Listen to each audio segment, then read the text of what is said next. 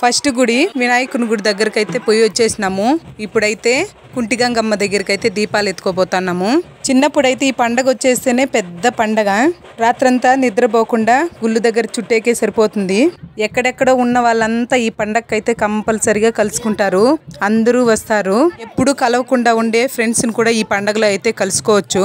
గంగమ్మ తల్లికి పాట పాడతారు. ఆ పాట అయితే చాలా బాగా పాడతారు.